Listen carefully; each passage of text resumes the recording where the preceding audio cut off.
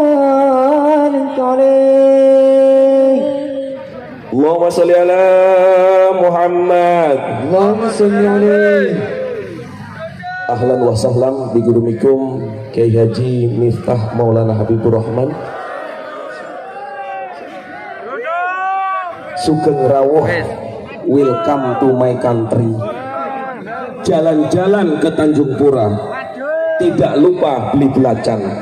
Jangan dipermasalahkan toanya, yang penting kita ngaji dan sholawatan. Kepada ayahanda, gurunda Kiai Haji Miftah Maulana Habibur Rahman, atau yang lebih dikenal dengan Gus Miftah, dengan segala hormat kami persilahkan.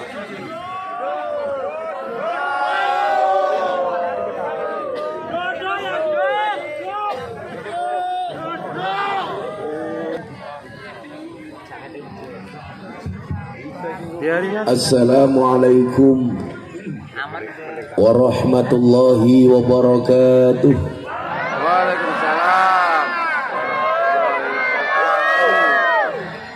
Alhamdulillahi rabbil alamin wa kafa. Assalatu wassalamu ala sayyidina Muhammadinil Mustafa wa ala alihi wa sahbihi ahli sidqi wal wafa. Subhanaka la ilma lana illa ma 'allamtana innaka antal alimul hakim. Lama lumayan. Wa tub 'alaina innaka antat tawwabur rahim. Begini kamu.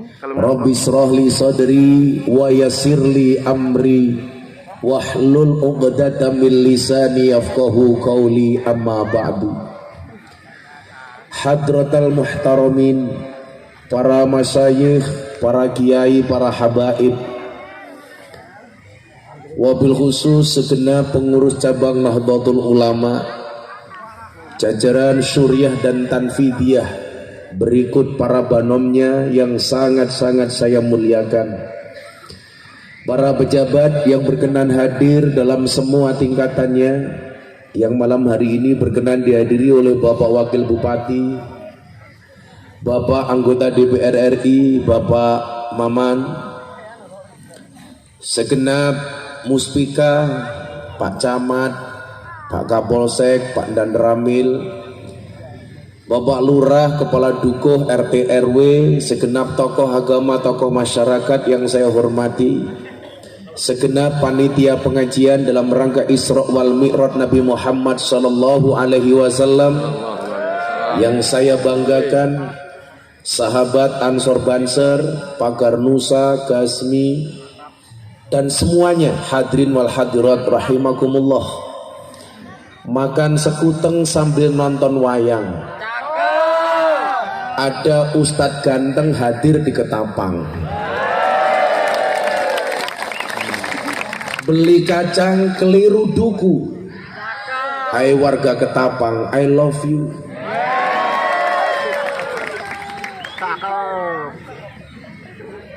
Ada satu bahasa yang disebut di dalam bahasa Arab namanya mahabbah. Mahabbah itu dalam bahasa Inggrisnya love, dan dalam bahasa Indonesianya kita mengenal istilah cinta. Kalau bahasa Jawanya kita mengenal bahasa tresno. Mahabbah atau rasa cinta adalah satu hasrat yang membuat satu keinginan yang tadinya berat menjadi ringan, yang tadinya susah menjadi mudah, yang tadinya tidak mungkin menjadi mungkin. Maka saya katakan, kalaulah tidak karena cinta, tentu berat rasanya saya hadir di tempat ini dengan medan dan jalan yang luar biasa. Seolah-olah dihantam ombak walaupun tidak ada airnya. Sepanjang perjalanan goyang kanan dan goyang kiri. Mudah-mudahan ke depan Ketapang menjadi kabupaten yang baik jalan-jalannya. Amin. Tadi siang saya bilang sama Pak Wakil Bupati di air Upas, itulah bedanya Ketapang dengan Jakarta. Bedanya apa, Gus?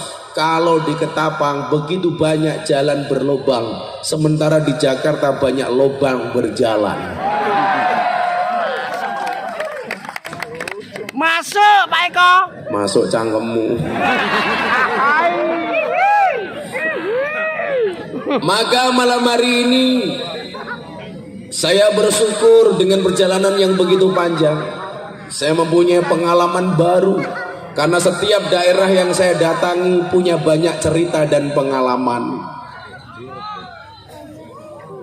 Saya pernah Pak pengajian di Jakarta, dijemput sama teman saya Ahmad Sahroni pakai Ferrari.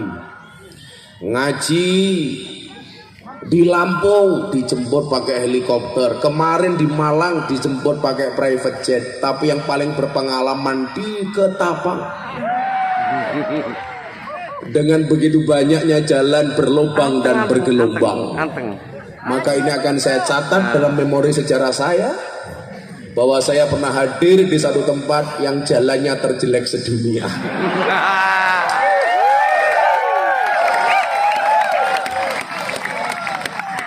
Dua kali Pak Wakil Bupati ikut saya ngaji, mudah-mudahan Wakil Bupatinya bisa jadi bupati.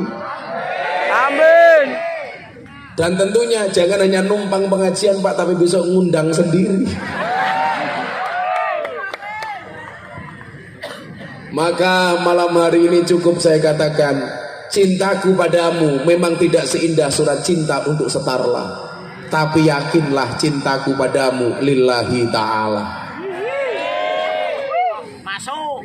Kalau kondisinya seperti ini Pak Wabub, saya katakan melupakan Allah itu dosa, melupakan orang tua itu durhaka, melupakan jalan jelek di Ketapang mana bisa.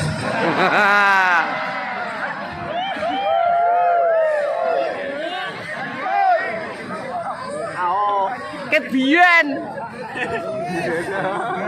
Sallu ala Nabi Muhammad.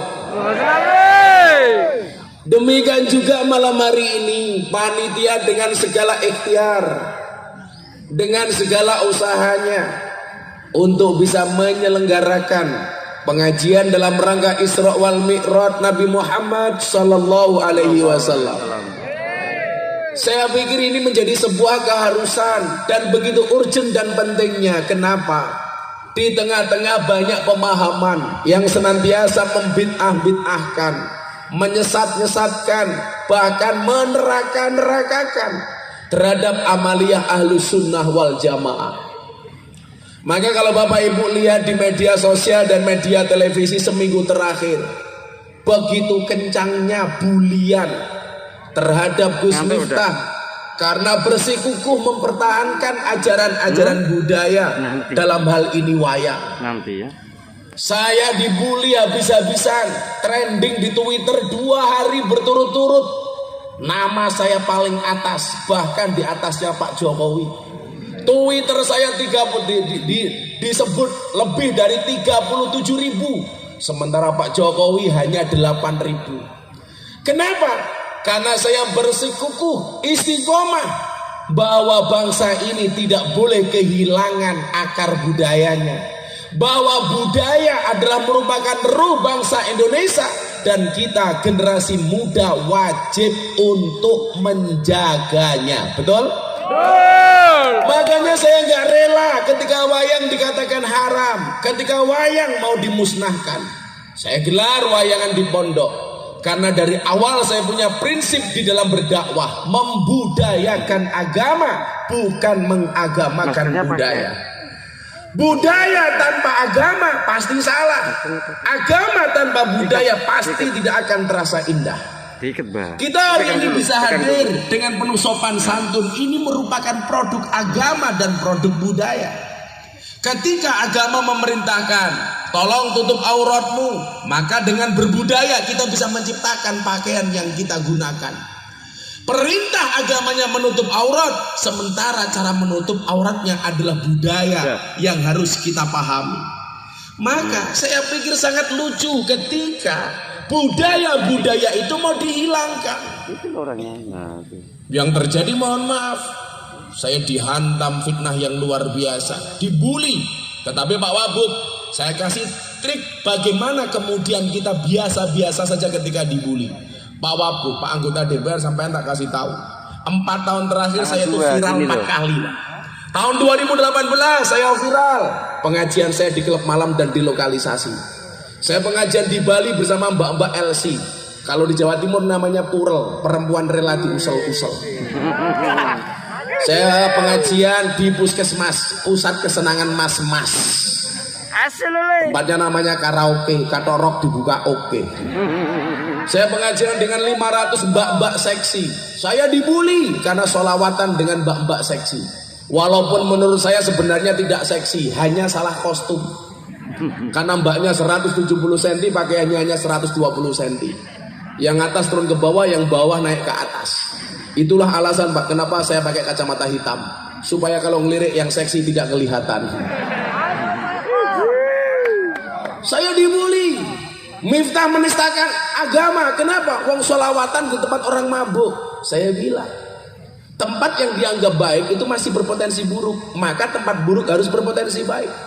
Saya kemarin pengajian di Keranggan, Temanggung. Satu siang pengajian dihadiri oleh 20.000 orang. Yang kecopetan berapa Pak? 20 orang. Banser menyelamatkan, ada jamaah pingsan, dompetnya hilang.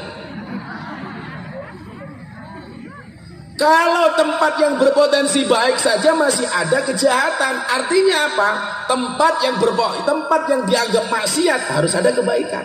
Maka saya bilang sebaik-baiknya tempat ada buruknya, dan seburuk-buruknya tempat pasti ada kebaikan. Saya masuk ke sana, kenapa? Karena orang baik dan orang buruk bedanya tipis. Orang baik pernah berbuat buruk dan orang buruk pernah berbuat baik. Maka kemudian saya muncul satu quote, orang baik punya masa lalu dan orang jelek pasti punya masa depan. Saya datang ke sana karena saya punya prinsip menyalakan lampu di tempat yang gelap, menyapu di tempat yang kotor. Saya hadir ke sana Pak, ketemu dengan para pemabuk, ketemu para PSK di lokalisasi, ketemu anak-anak kelabing yang suka mabuk dan lain sebagainya. Viral 2018, saya dibully habis-habisan. Bahkan ketika wawancara di TV, ada seorang kiai yang mengatakan yang dilakukan Miftah itu memalukan. Kenapa? Menjual agama di tempat lokalisasi dan klub malam. Akhirnya saya ditanya sama hostnya, apa respon Gus Miftah? Saya jawab, kalau yang saya lakukan pengajian di klub malam itu dikatakan memalukan, lebih memalukan mana? Ketika kita melihat kemaksiatan, diam tanpa memberikan solusi apapun kepada mereka. Masuk. Maka saya dekat dengan komunitas seperti itu. Sampai di Jawa Timur, di Jakarta, di Jogja, saya dikasih julukan apa? Gus Miftah, presiden para pendosa. Siapa rakyatnya? Ya rupa-rupamu gini. Tidak ada orang yang gak punya dosa. Di Jawa Timur, pengajian di bekas lokalisasi Doli, ada orang badannya besar. Begitu saya buka bajunya ternyata ditato Pak, perutnya. Tahu Pak tato apa? Tato beduk. Itu tato apa Mas? Beduk. Kenapa? Karena saya cinta dengan NU. Oh itu tato beduk. Iya, pukulnya mana? Di bawahnya Gus. Ahai. Masuk.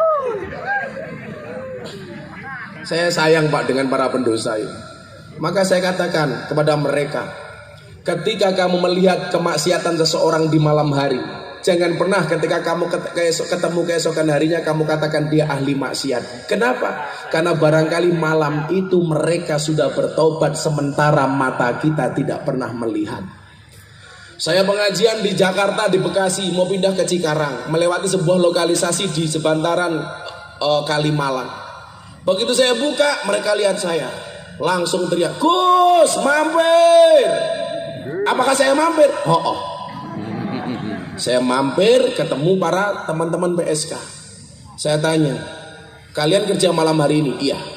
"Berapa banyak orang yang masuk?" Dihitung, ada 100 PSK. Saya bilang sama mereka, "Satu malam minimal kamu dapat berapa?" "Minimal 200.000 Kiai." "Oke, perjanjian sama saya. Malam hari ini sampean semua saya bayar, satu orang 200.000, tapi satu hal." "Apa Gus?" "Setelah saya bayar kalian pulang, gak usah bekerja, besok pagi sholat subuh. Kalau iya saya bayar." Akhirnya semua PSK sepakat, oke, dibayar Gus Miftah, semuanya pulang. Saya kasih uang Pak mereka 200.000 semuanya, 100 orang pulang.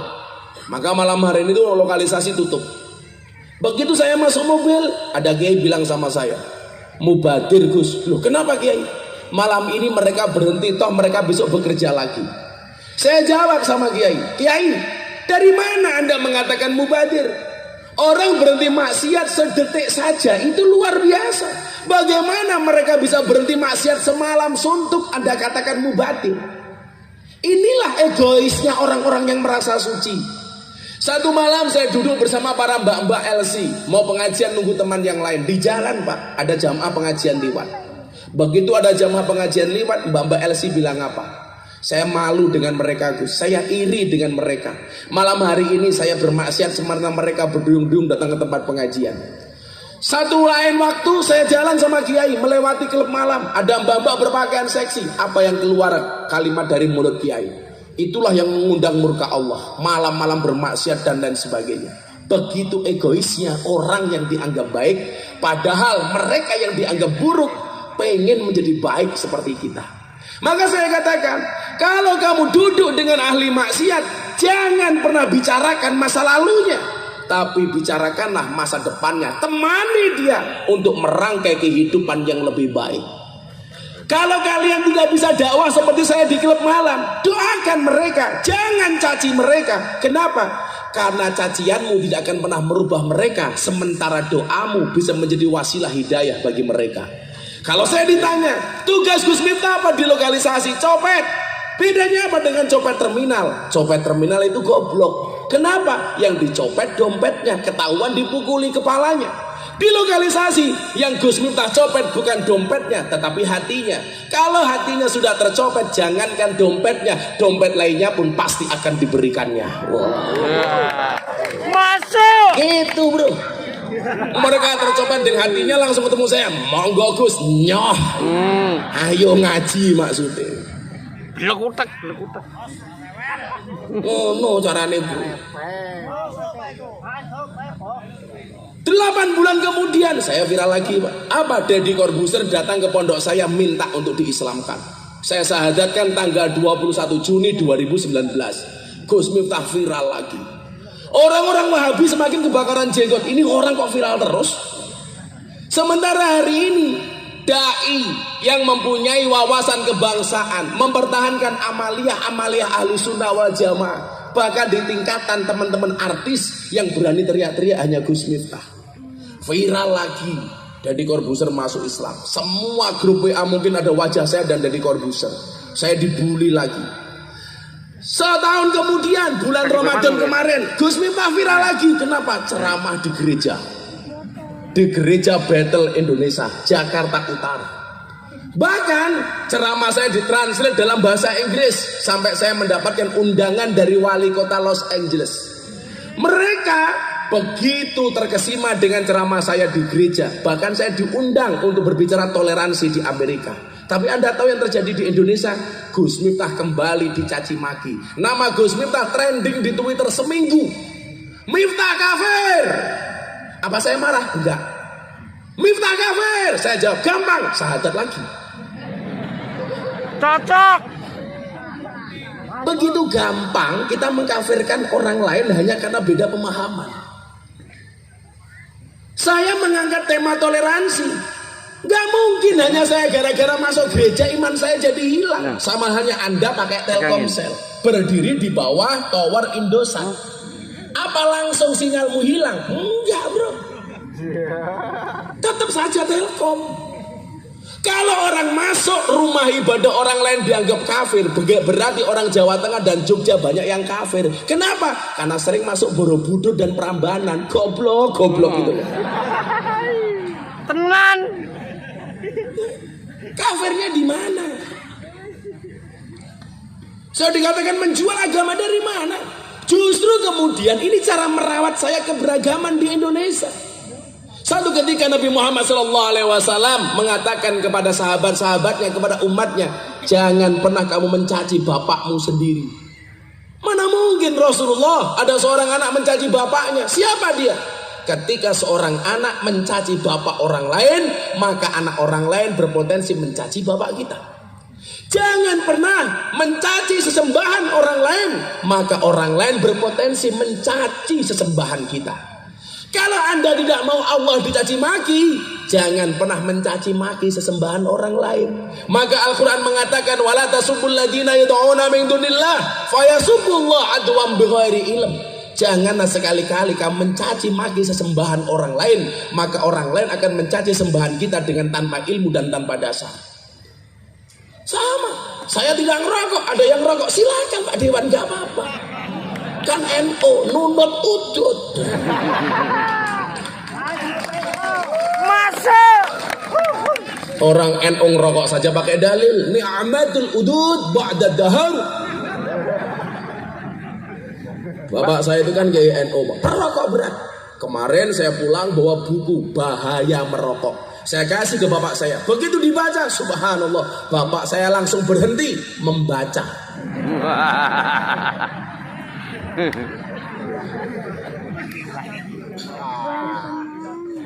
Gak usah mama di belakang jauh tuh. Artinya sebenarnya apa? Perdebatan itu biasa-biasa saja. Sama aja ketika saya berbeda pendapat dengan Ustadz Khalid Basalamah persoalan wayang. Nah, boleh kita berbeda pendapat, tapi jangan pernah menghilangkan rasa hormat. Soal pikiran beliau, saya banyak berselisih pendapat. Soal merah putih, soal lagu kebangsaan. Tetapi saya nggak boleh membenci beliau. Hari ini saya malah dicaci maki dan luar biasa. Tapi saya bilang, postingan saya terhadap sajak saya tentang wayang, Pak, dikomentari 26.500 komentar. 90% mencaci maki saya. Saya ditanya sama wartawan, sakit hati nggak Gus? Enggak. Kok bisa? Nggak pernah saya baca. Repot amat gitu.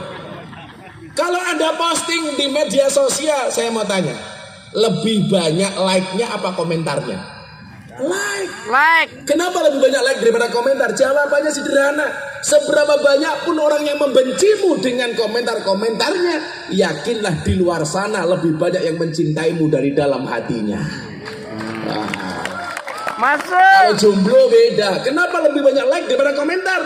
Karena banyak orang cinta tetapi tidak berani mengatakannya. Hei para jomblo, rungokno kupingmu. Nyamuk saja ditepuk pakai 12 telapak tangan, masa cintamu bertepuk sebelah tangan?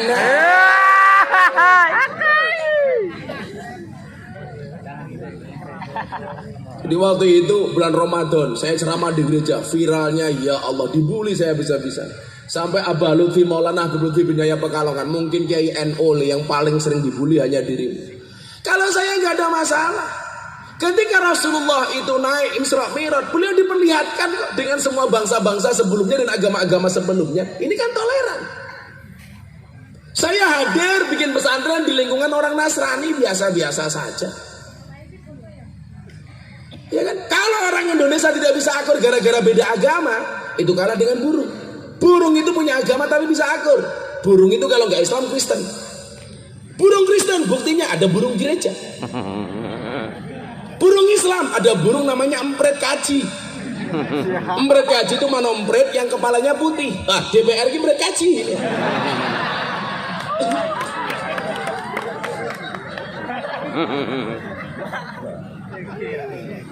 Remuk. Bahkan burung gereja banyak yang tinggal di masjid. Gak ada tulisan bahwa burung gereja dilarang masuk, gak ada. Malah Pak Haji jarang ke masjid, hajingan.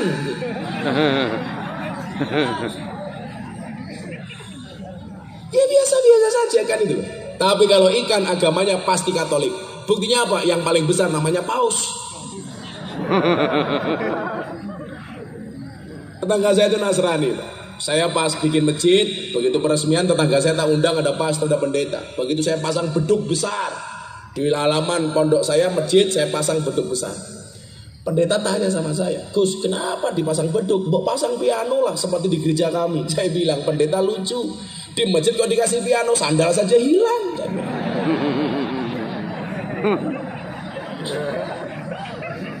Makanya kenapa saya pasang beduk? Lalu maling-malingen angkatan beduknya aku. Di depan pondok saya, Pak, itu ada kolam ikan. Pendeta telepon sama saya, Gus, boleh nggak kami para pendeta mancing di kolam ikannya pondok? Oh boleh. Begitu pendetanya datang, dia bilang, Gus, kaki saya korengan. Terus gimana pendeta? Saya nggak bisa kena air, Mbok, tolong saya digendong. Akhirnya pendetanya saya gendong. Begitu saya gendong, pendetanya bilang, baru hari ini ada pendeta bisa naik haji. Oh, kurang ajar kita ini. Akhirnya pendetanya saya lempar ke air, pure. Kaget, Gus, kenapa saya dilempar ke air? Saya aja baru hari ini ada pendeta dibaptis sama Pak Haji. Asik itu Indonesia itu, Pak. Jangan dikit-dikit rame, dikit-dikit ribut. Kita mengolok-ngolok sesembahan orang lain, mengolok-ngolok salib. Untuk apa? Gak penting. Saya dijemput sama teman-teman saya gereja, piknik ke Parangtritis setelah Natalan. Gus, boleh ikut yuk kebersamaan. Saya datang. Begitu saya naik bis, saya bilang Bismillah. Diprotes sama pendeta. Salah, Gus. Kita tidak naik Bismillah, tapi bis kota. Oh, saya bilang. Habas, saya bilang. Begitu di tengah jalan, petir menyambar-nyambar. Dar. Pendeta bilang haleluya, haleluya. Saya bilang salah, pendeta itu bukan haleluya, tapi halilintar. Saya bilang. Teman saya pendeta ketawa. Akhirnya begitu sampai Parangtritis, saya pakai sarung, lupa nggak pakai celana dalam. Anginnya kenceng, wut, sarung saya buka. Pendeta langsung bilang, wow. Saya bilang sama pendeta, salah pendeta, ini bukan wow tapi alif.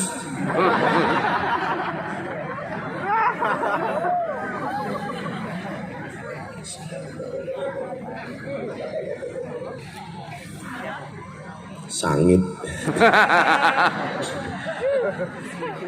Indah Indonesia itu.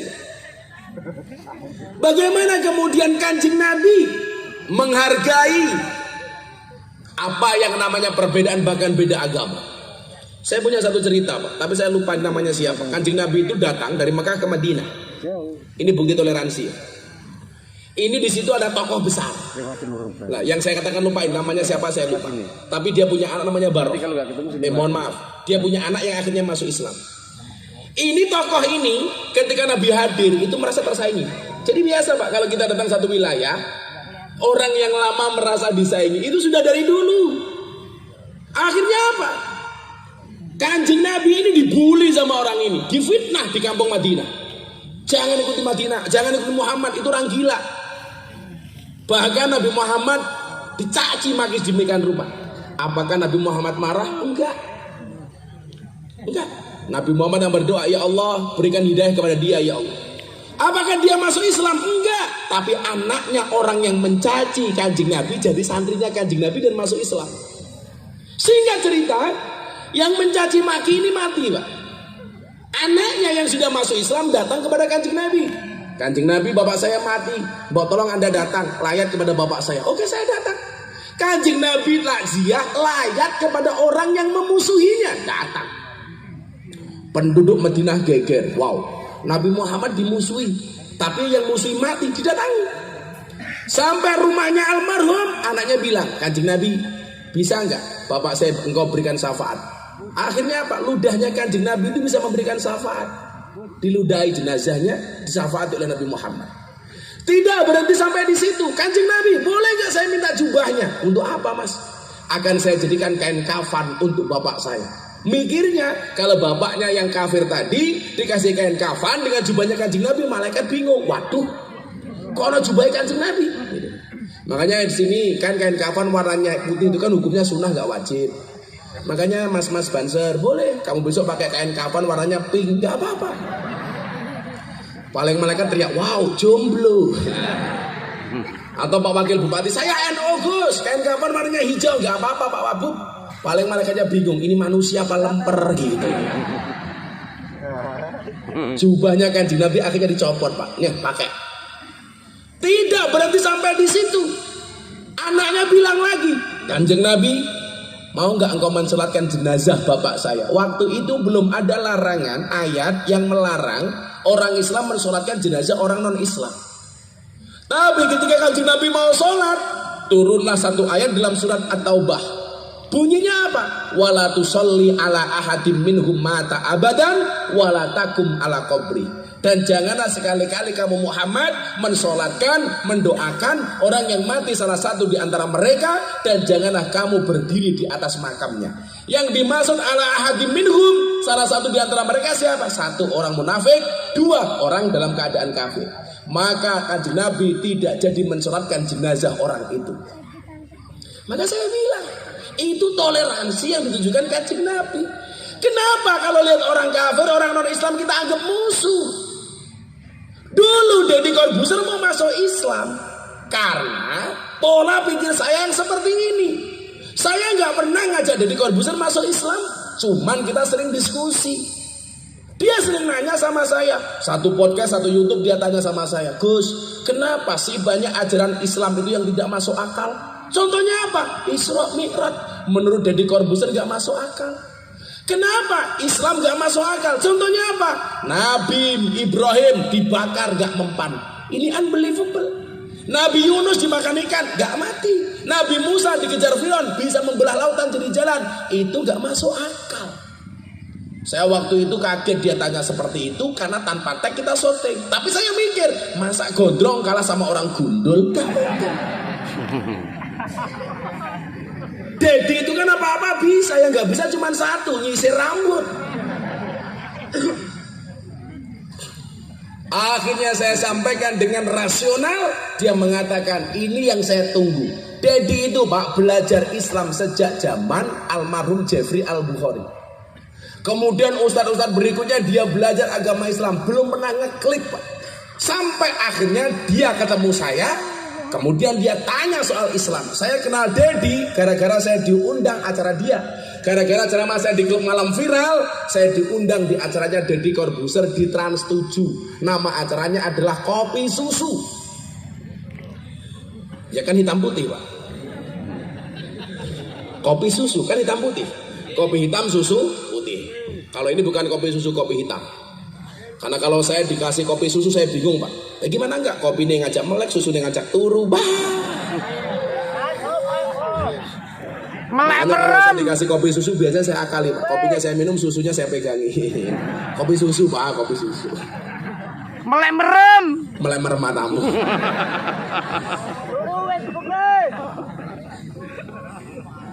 Akhirnya Deddy Corbuzier masuk Islam, viral, gereja viral. Hari ini viral lagi gara-gara saya ngomong soal wayang. Padahal kalau Pak DPR coba lihat, pemimpin bangsa, calon presiden semuanya pengen memviralkan dirinya sendiri, nggak pernah viral. Padahal mereka punya uang.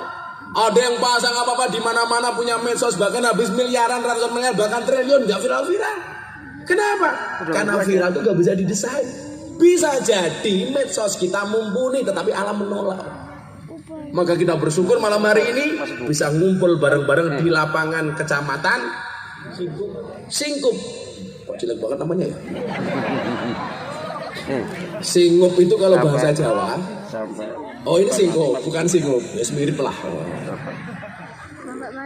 Mudah-mudahan malam hari ini kita semuanya mendapatkan keberkahan dari pengajian malam hari ini. Amin.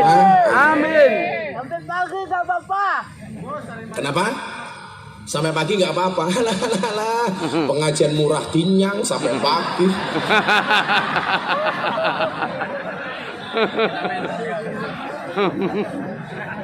Tambahi matamu.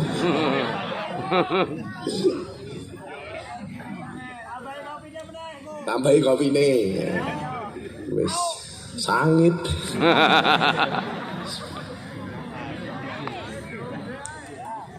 Keren mbok. Cewek itu di mata cowok itu di mata cewek Pak seperti gula di dalam kopi. Kopi tanpa gula pahit. Yang disalahkan siapa? Gulanya. Bikin kopi tanpa gula. Begitu bikin kopi kepanisan, yang disalahkan siapa? Gulanya. Bikin kopi kok kebanyakan gula. Itulah cowok di mata cewek. Ada rasanya namun tidak pernah diperhatikan keberadaannya. Masuk. Sama. Pejabat di mata rakyat itu seperti gula di dalam kopi. Pokoknya pejabat itu kalau berprestasi jangan minta dipuji, tapi kalau salah siap-siap dicaci maki. Kalau nggak terima nggak usah jadi wakil bupati. Jadi bupati saja, Pak.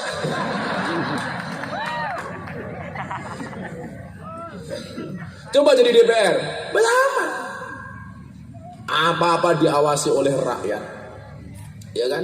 Sampai berprestasi, nggak pernah terima kasih DPR, nggak ada. Tapi kalau sampai DPR kelihatan tidur ketika sidang, sudah habis. Apalagi kalau korupsi, maka saya bilang hewan yang makan tanaman itu namanya bajing. Tapi kalau ada pejabat yang makan uangnya rakyat, namanya Bajingan. yang bilang mereka loh Pak, bukan saya.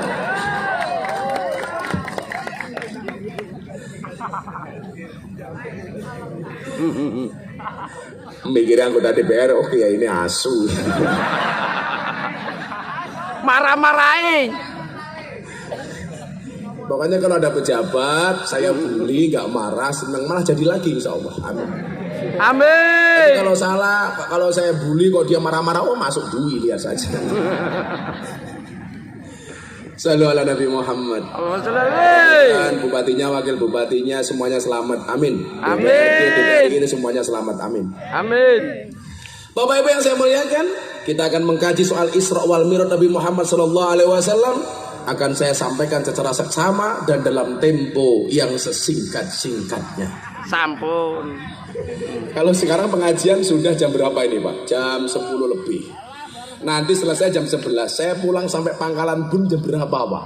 Jam 2. Besok pagi saya berangkat lagi Pak. Ya Allah. Maka Pak Wakil Bupati saya doakan jadi bupati jalannya diperbaiki ya Pak ya. Kalau sampai gak baik tak santet sampean Pak.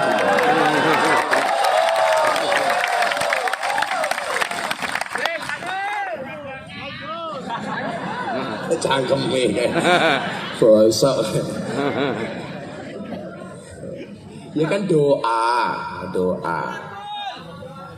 Oh sudah lama mendoakan. Oh tuh kamu bosok ya ramah hati ya. Sabar. Bapak Ibu yang saya muliakan, tadi saya sempat singgung proses masuknya Deddy Corbuzier ke dalam Islam. Waktu itu dia bilang, kenapa tidak semua agama itu rasional, tidak semua ajaran agama itu bisa diterima oleh akal. Yang tadi contohnya saya sebutkan Isra Mi'raj. Kenapa dia bilang tidak masuk akal? Jelas. Bapak Ibu, Mekah, Masjidil Haram ke Masjidil Aqsa di Palestina, itu kalau naik bis, Anda tahu berapa jam?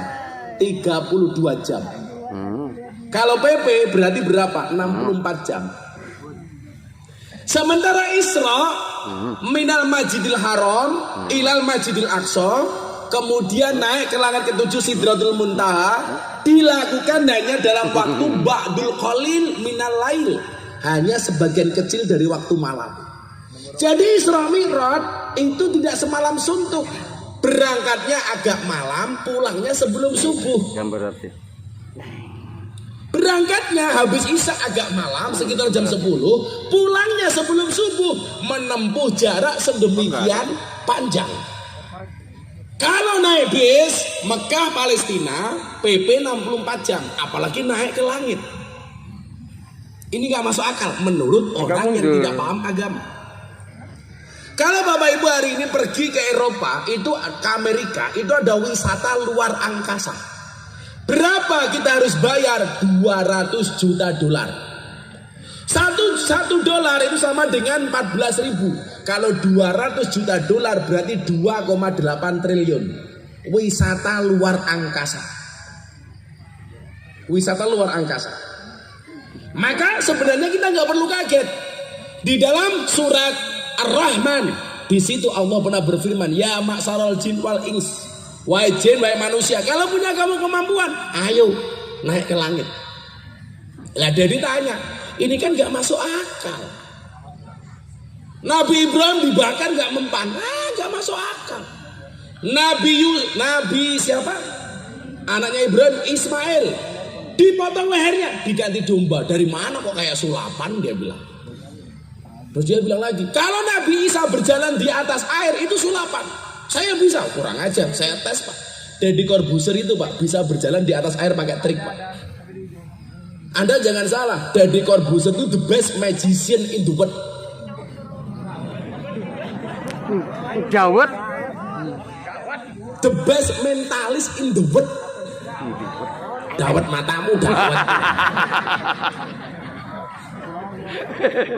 Dia menjadi mentalis terbaik di dunia 2 kali Pak. Dan dia bergelar S3, PhD, doktor di luar negeri. Waktu itu dia tanya, kenapa tidak semua ajaran agama bisa masuk akal? Coba kamu terangkan dari beberapa aspek. Dia bilang, yang pertama saya bilang, kenapa tidak semua ajaran agama bisa diterima oleh akal? Ya, karena kalau semua ajaran agama bisa diterima oleh akal, maka tidak ada bedanya agama dengan ilmu pengetahuan. Orang gak usah beragama, cukup kuliah saja.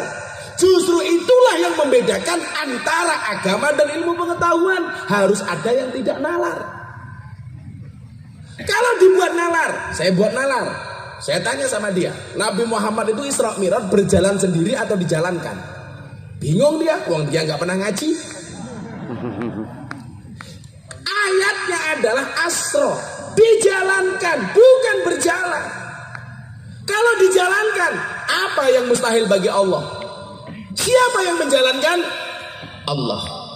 Kalau Allah yang punya hajat, mohon maaf, innama amruhu idza arada syai'an ayyaqula lahu kun. Coba dijawab yang kencang. Malam hari ini kita akan belajar kun fayakunnya Allah.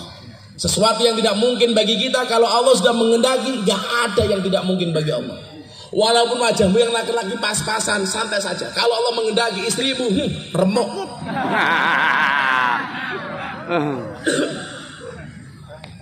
Bro, coba lihat sejarahnya anaknya Nabi Adam. Allah itu kan adil. Yang cowoknya cakep justru menikah dengan cewek yang jelek. Anaknya Nabi Adam. Kalau cowoknya wajahnya jelek, justru istrinya cakep. Makanya jangan kaget dari ini, kalau ada cowoknya cakep malah istrinya jelek, cowoknya jelek, istrinya cakep. Contohnya Pak Wakil Bupati bersama istrinya, umpamanya.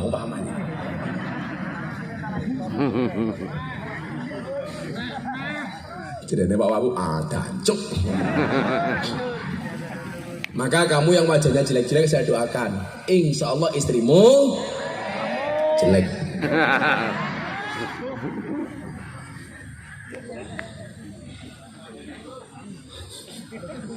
Nah, kita lihat.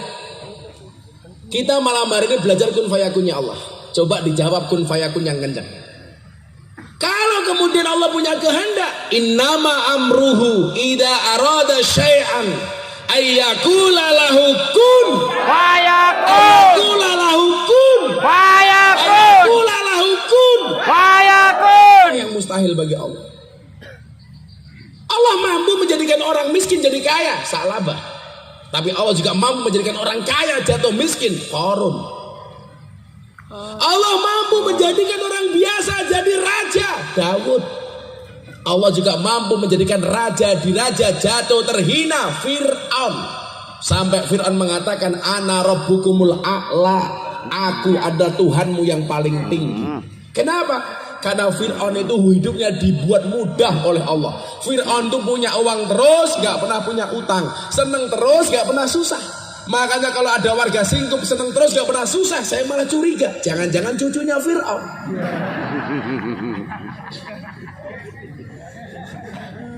Fir'aun itu betul-betul dimudahkan oleh Allah. Satu ketika Allah itu ngutus malaikat disuruh dandani giginya Fir'aun. Gara-gara Fir'aun pernah makan selilitan, dia marah-marah. Akhirnya Allah ngutus malaikat untuk merapikan giginya Fir'aun. Malaikat tanya, kenapa Tuhan saya harus merapikan giginya Fir'aun? Allah mengatakan kepada malaikat, rapikan giginya Fir'aun. Masa ngaku Tuhan kok selilitan? Fir'aun tuh mohon maaf, kalau dia makan sambal Pak Bu, yang mules bukan perutnya, sambelnya. Kalau dia kehujanan, yang pilek bukan hidungnya, tetapi air hujannya. Sama dengan Fir'aun Indonesia, nabrak tiang listrik, yang sakit tiang listriknya Pak itu. Yang salah bakpaunya. Allah mampu menurunkan derajat Fir'aun menjadi orang yang terhina.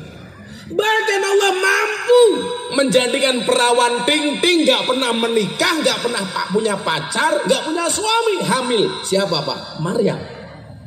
Tapi saya pesan sama ibu-ibu, singkup anakmu, jangan ikut-ikutan Maryam. Nanti malah bilang sama Pak Maman, Pak Maman, anak saya kayak Maryam, kenapa gak punya suami? Meteng. Kalau itu gak kayak Maryam, tapi diuntal codot. Bangga amat gak punya pacar, hamil. Hati-hati ibu-ibu, dengerin ya. Orang Jawa mengatakan wong wedok kuwi kaya lombok, payu bobrok gak payu bosok. Maka perempuan itu sekarang jenisnya ada 3 Pak. Lihat jari saya, jangan lihat akik saya. Pamer matamu, pamer. Tak copot, malu saya. Ijol. Malah mudah-mudahan ketinggalan, pakai lagi. Pengajian amplopnya nggak jelas, kehilangan akik. Perempuan itu jenisnya ada 3. Yang pertama, nggak punya anak, nggak punya suami, namanya apa? Nona. Yang kedua, punya anak, nggak punya suami. Punya anak, punya suami, namanya nyonya. Yang repot yang nomor 3, punya anak tapi nggak punya suami. Kalau nggak punya anak, nggak punya suami, namanya nona. Punya anak, punya suami, namanya nyonya. Yang repot yang ketiga, punya anak nggak punya suami, namanya nyoh. Jangan merondo.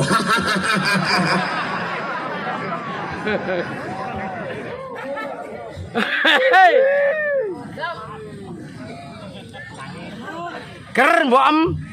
Sallu ala Nabi Muhammad. Allah mampu saja.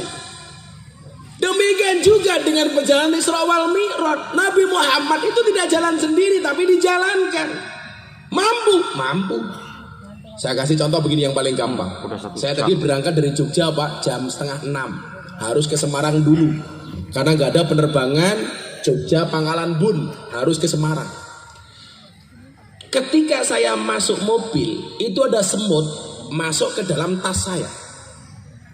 Akhirnya terjadi apa? Semut ini ikut saya ke Semarang, naik pesawat ke Pangkalan Bun. Kemudian apa? Ke Ketapang Air Upas, kemudian ke Singkup, nanti balik ke Pangkalan Bun, nyampe Pangkalan Bun katakanlah jam 3 pagi. Begitu sampai Pangkalan Bun, semutnya turun dari tas saya, ketemu dengan teman-temannya, dikumpulkan sama dia. Ya masalah semut, mut. Saya hari ini dari Jogja 5:30 sampai Semarang 8:30, kemudian sampai Pangkalan Bun jam 10:30. Jam 3 saya di Air Upas, jam 9 malam saya di Singkup, kembali ke Pangkalan Bun jam 3 pagi. Kira-kira teman-teman semut yang lain percaya apa enggak? Enggak percaya. Tony Boster, waton muni dobose Banten.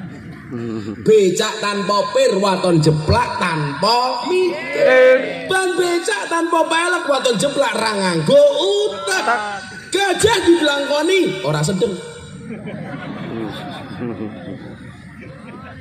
Masa gajah diblangkoni kayak Gus Miftah? Beda. Apa bedanya Gus Miftah sama gajah? Bedanya satu. Kalau gajah itu kepalanya ada belalainya, Gus Miftah belalainya ada kepalanya. Masa? Cie rondo bayangke cie.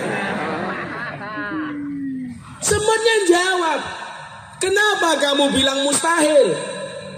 Saya ini tidak jalan sendiri, tetapi gandul tasnya Gus Miftah. Ya masuk akal dong. Kalau semuanya jalan sendiri dari Jogja sampai Singkup, ya nggak mungkin. Tapi karena nunut tasnya Gus Miftah naik mobil, naik pesawat, menjadi mungkin. Peristiwa Isra Mi'raj, Nabi Muhammad tidak jalan sendiri, tapi nunut sama siapa? Allah. Dari mana Anda mengatakan tidak mungkin? Satu, dari segi rasionalitas. Kemudian yang kedua, hei Dedi, saya bilang, orang belajar agama itu, mohon maaf saya tanya sama dia, Yang namanya cinta itu dari mata turun ke hati atau dari hati naik ke mata? Dedi jawab, ya orang tahu bro, cinta itu dari mata turun ke hati. Kamu salah. Kenapa saya katakan salah? Kalau cinta itu dari mata turun ke hati, berarti selamanya kamu tidak akan pernah cinta dengan Allah. Kenapa? Karena matamu tidak pernah lihat Allah. Kalau cinta itu dari mata turun ke hati, berarti kamu tidak akan pernah mencintai Rasulullah. Kenapa? Karena matamu tidak pernah melihat Rasulullah. Kalau cinta itu dari mata turun ke hati, berarti orang buta itu tidak akan pernah merasakan indahnya cinta. Kenapa? Karena orang buta tidak pernah melihat pasangan dan kekasihnya. Saya kemarin hari Minggu sebelum pengajian hari Sabtu, seminggu yang lalu, itu ada komunitas difabel, tuna netra, tidak bisa melihat, datang ke pondok saya Pak. Ada 40 orang.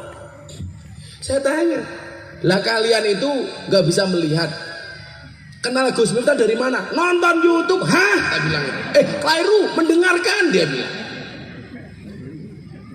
Ini bukti. Saya tanya mereka, kalian gak bisa melihat? Iya, dia gak bisa melihat. Punya istri? Punya. Coba kalau Allah itu gak adil, cinta itu dari mata turun ke hati, bagaimana orang buta bisa melihat pasangannya? Wong mereka gak bisa melihat.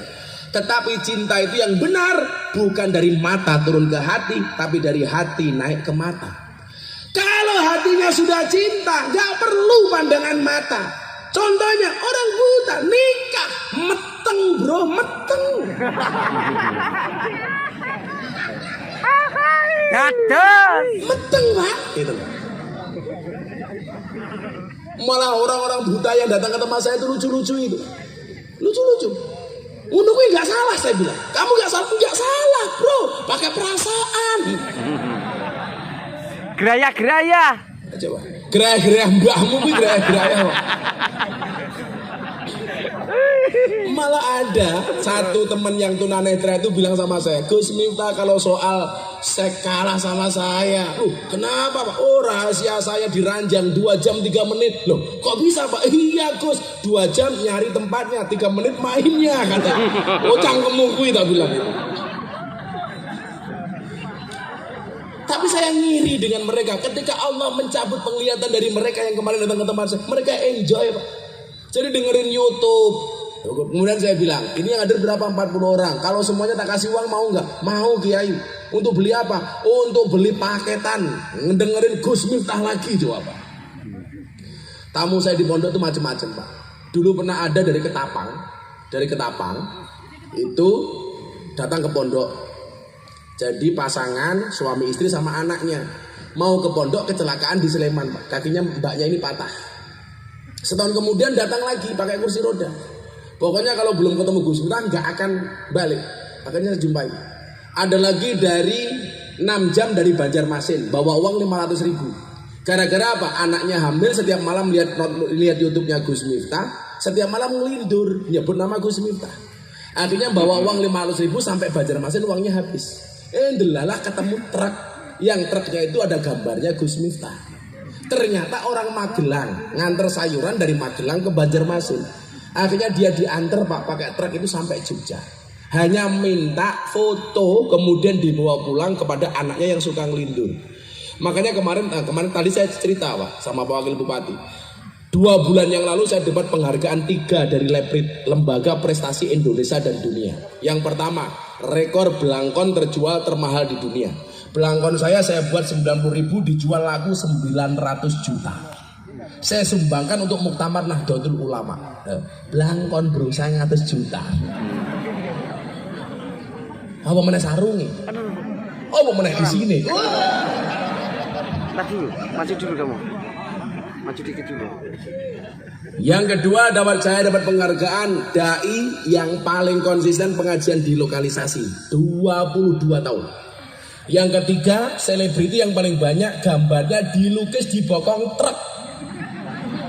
Ratusan truk, termasuk saya dapat kiriman 2 dari Ketapang, gambarnya Gus Miftah. Yang tadi saya cerita, yang paling menjijikan 1 ada mobil tangki sedot WC, gambarnya Gus Miftah. Ada gambarnya Gus Miftah, ada tulisannya silitmu adalah rezekiku.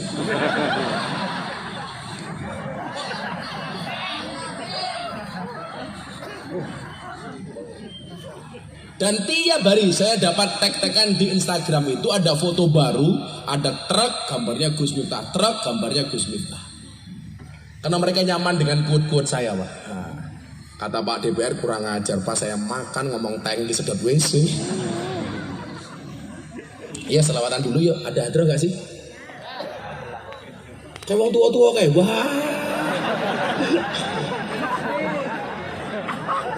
Masa vokalisnya tua-tua kayak gini? Asik. Oh, belakangnya. Yuk, selawatan yuk. Meminta lagu apa, Pak, Bu? Lagu baru apa lagu lama? Lagu baru. Belum jadi. Apa? Mundur alon-alon? Lost doll?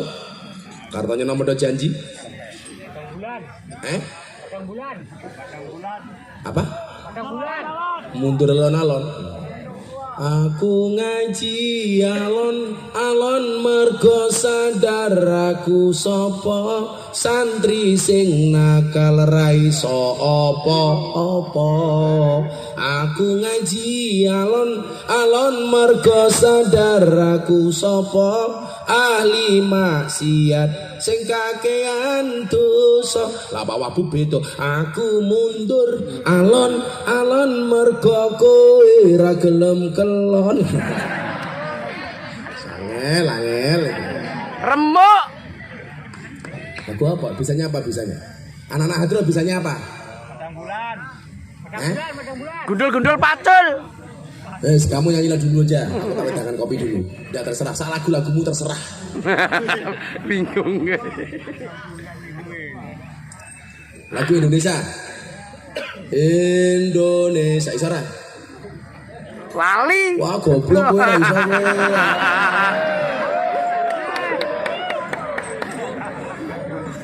Sing gampang ayo. Shallallahu ala Nabi Muhammad. Sholli wa sallim daiman abada. Sholli wa sallim daiman abada.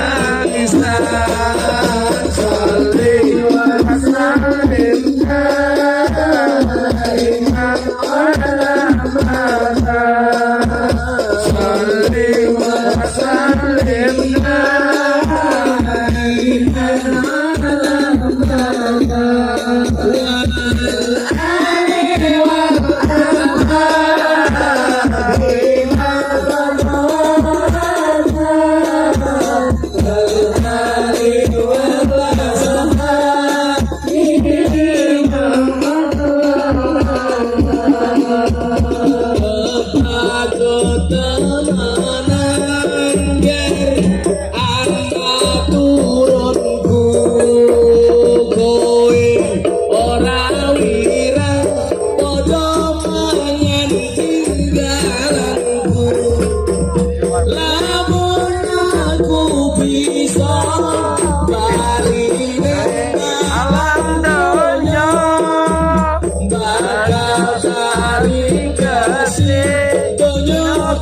sing isih ana sholli wa sallim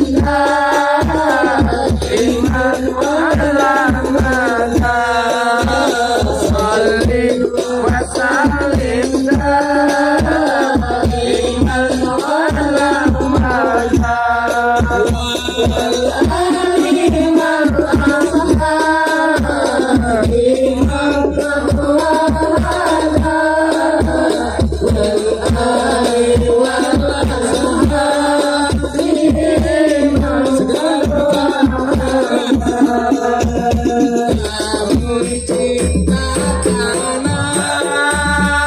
air Indonesia kami bangga jadi bangsa Indonesia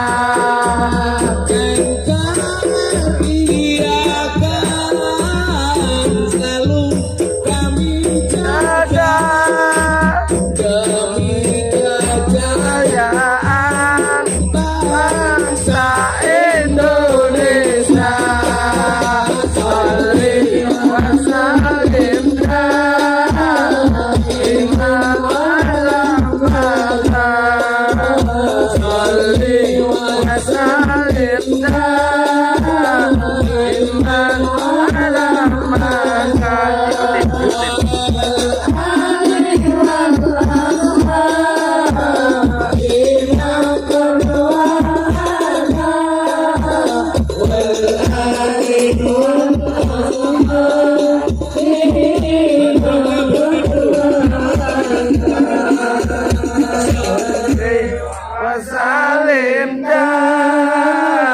iman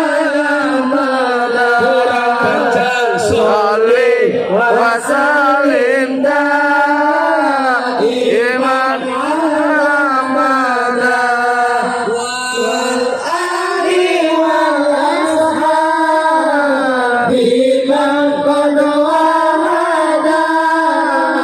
wasalim iman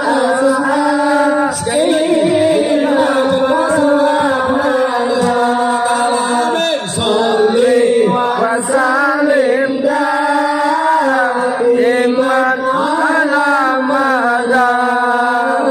Sholli wa sallim iman ala Muhammad wal ali wal ashab bima qad wahada wal ali wal ashab bima qad wahada.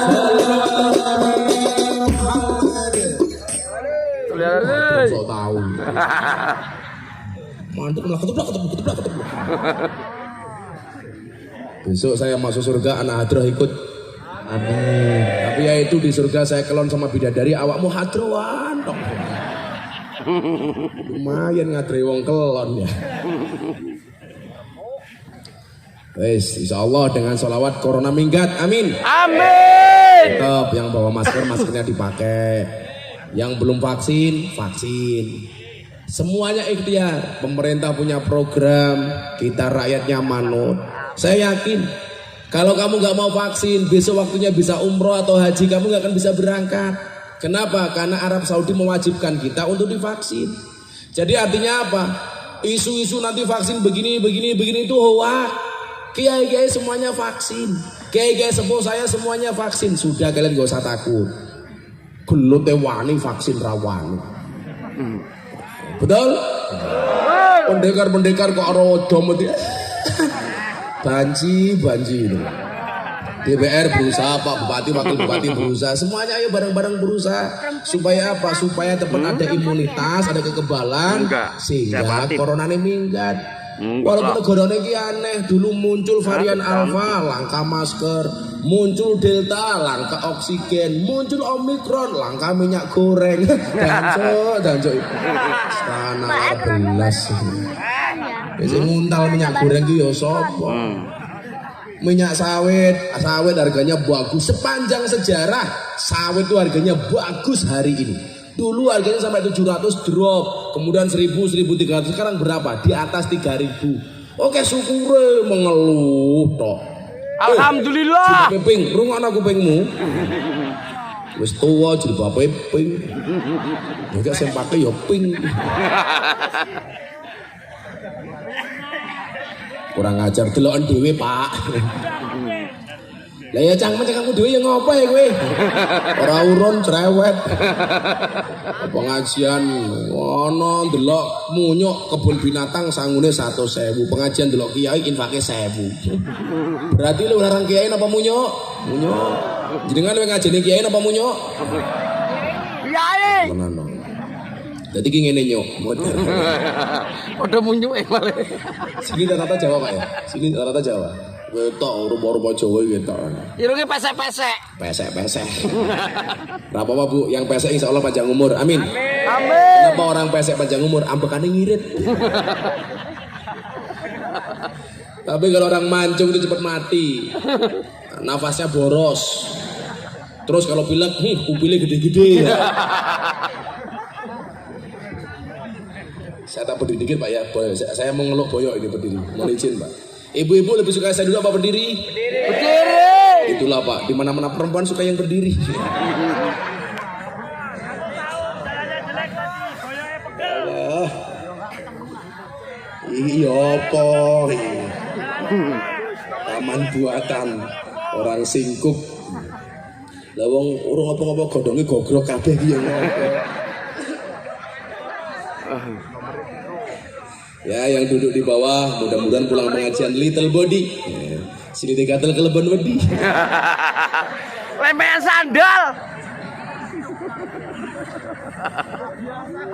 Shallu ala Nabi Muhammad. Lanjut pengajiannya. Lanjut. Insyaallah sampai jam 11 sesuai arahan Pak Kapolsek ya Pak ya. Supaya enggak malam-malam. Karena setelah jam 11 coronanya datang. Iki lho bocah banser lemu malah foto-foto nang ngarepe kiai iki lho ya Allah. Sahabat kewateng kabeh to Lin.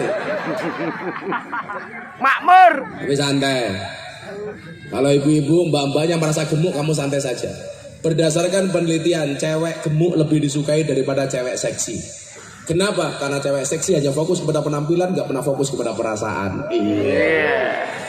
Makanya kalau kamu punya istri gemuk, tak jamin mau kelonis setengah jam, kram sikilmu. Ambut. Ciri-ciri cewek gemuk, kalau foto miring, set, supaya gak kelihatan perutnya. Tapi kalau cowok lebih disukai cowok yang kurus kayak saya daripada cowok yang gemuk. Kenapa? Makan saja nggak tambah, apalagi pasangan. Iya. Itu Pak caranya. Yang perlu Bapak Wakil Bupati ingat, cewek itu kelemahannya di telinga, cowok itu kelemahannya di mata. Cowok itu kelemahannya di mata. Makanya cowok itu kurang ngajar. Kalau lihat cewek cantik, dia akan teriak, wow. Pulang lihat istrinya, weh.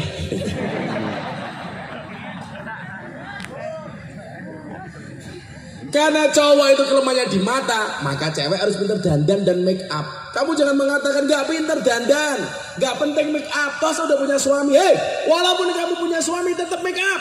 Kenapa? Karena di luar sana pelakor lebih menakutkan daripada hantu kuburan. Apalagi gara-gara layangan putus. Wong lanang iki salah. Bu, suami itu lebih cinta anaknya apa istrinya? Anak. Pergi jauh saya di Kalimantan, di Ketapang, lihat anak kecil. Yang saya ingat siapa? Anak saya di rumah. Lihat cewek cantik, lupa dengan istri di rumah. Pulang lihat istrinya, pulang ketemu anaknya, celananya melorot, dibetulin. Masuk kamar lihat istrinya, celananya betul, dipelorotin. Ya foto-foto wae gitu. Set, rakyat tok. Mutar aku ya. Karena di sana ada kameramen Bu, harapnya ke sini. Jadi begini. Ngomong, masker. Aku tahu kamu pakai masker bukan karena takut corona, karena merongos ya kan. Remuk. Kameramennya kena mental. Info masih, info. kuning. Sing sacet masih. Sallallahu alaihi Muhammad. Jadi apa? Bahwa Isra Mi'raj mengajarkan kepada kita, gak ada yang mustahil bagi Allah selama sebagai hamba kita menggantungkan segala sesuatunya hanya kepada Allah. Saya mau cerita kepada kalian yang merasa hari ini susah, merasa banyak masalah, merasa ekonominya belum mapan, bisnisnya belum lancar, mau nikah gak berani gara-gara gak punya uang. Saya juga pernah punya pengalaman itu. Saya dulu kuliah gak dikirimi uang sama orang tua saya, maka saya narik becak. Saya Pak narik becak 6 bulan. Dan saya latihan sabar dari abang becak. Abang becak itu orang yang paling sabar sedunia. Nunggu penumpangnya gak datang, becak itu Pak Idewi dinaiki sendiri. Ya kan? Saya pernah becak saya tabrak mobil, diar saya gak marah.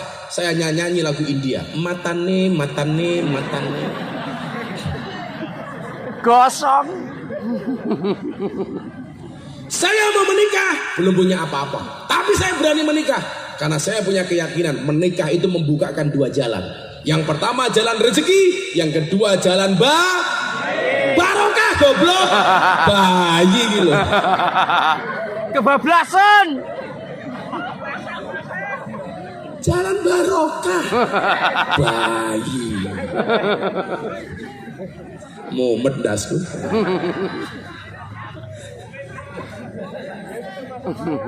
Udah metentang jalan rezeki, yang kedua jalan barokah.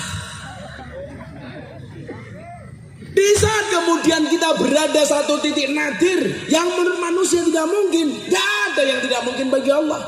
Makanya di dalam kitab Hikam Ibnu Athaillah As-Sakandari mengatakan, mata waqafa matlabun anta talibu bi rabbika wala tayassara matlabun anta talibu bi nafsika. Apa kata Ibnu Athaillah? Tidak akan pernah terhenti sebuah permintaan ketika permintaanmu kamu sandarkan kepada Tuhanmu, dan tidak akan pernah menjadi mudah sebuah permintaan ketika kamu percaya dengan kemampuanmu. Jadi kalau kita sandarkan sama Allah, gak ada yang mustahil bagi Allah. Saya punya jamaah di Surabaya, telepon saya, Gus, saya pusing. Kenapa Mas? Usia saya sudah 35 tahun, saya nggak nikah. Bukan berarti saya nggak mau, tapi karena nggak ada yang mau saya nikahi. Ibu saya udah pengen gendong cucu Gus. Lah kenapa kamu nggak bisa nikah? Karena jelas Gus, saya belum bisa nikah karena modalnya nggak masuk, modelnya nggak masuk. Karena modalnya nggak ada, modelnya nggak masuk. Modal Orang model itu 2 hal, modal dan model. Kalau Gus Miftah jelas modalnya ada, modelnya masuk.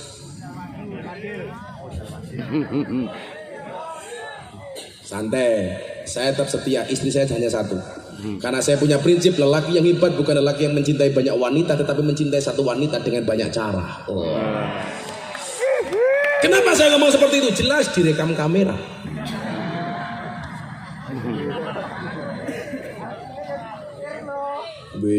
Jangan pernah mencari pasangan yang sempurna, tetapi terimalah pasanganmu dengan cara yang sempurna. Mencintai wanita dengan banyak cara. Makanya begitu saya masuk kamar, langsung saya ketemu istri saya langsung nyanyi. Tul jaina ora nutul ora penak. Nutul krasa penak sing didudul ndangak-ndangak.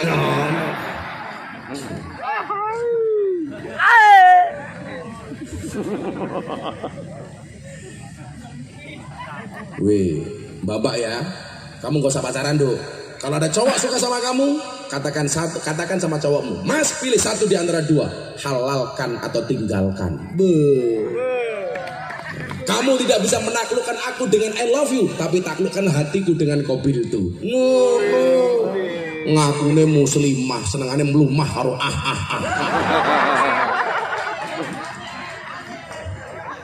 Angel. Muslimah apa kimcil syariah. Lu aku tahu bulat digoreng dadaan cuwil regane 500-an kok. Mosok namu gede rasane enak modal gratisan. Asalele. Codot-codot lu ngomong. Ingat, cantiknya wajahmu hanya akan membuat laki-laki menatap, tapi cantiknya akhlakmu akan membuat laki-laki menetap. Cowok yang ngono rasa pacaran. Kalau kamu rindu dengannya, jangan pernah sebut namanya, tapi sebutlah nama Tuhan yang menggenggam hatinya.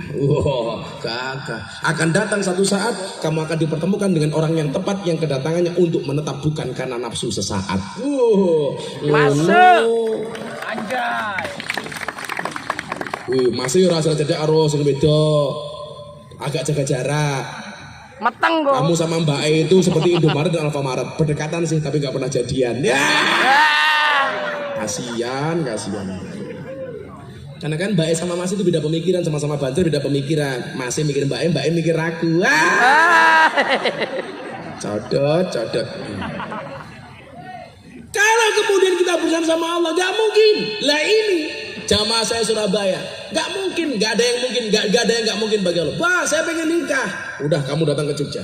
Akhirnya dia naik pesawat datang ke Jogja. Ngopo? Saya udah 35 tahun, Mbah, tapi STMJ. Apa? Sudah tua masih jomblo. Partai saya Golkar, golongan Kasep Rabi. Berangkatnya kemarin lah. Ya, tipun nanti kalau kejauhan. Hati-hati ya, kalau kamu suka ngomong bid'ah. Nabi Muhammad nikah umur berapa? Kapal aja pulangnya. 25. Katanya kalau nggak sama dengan Nabi berarti bid'ah. Kalau kamu umurnya 30 tahun belum nikah berarti kamu bid'ah. Tur mesake. Segeralah menikah. Meh kiamat, mosok ora ono bedane karo kran. Monggo nguyuh tok. Puter. Pak Maman yang mau nambah kok.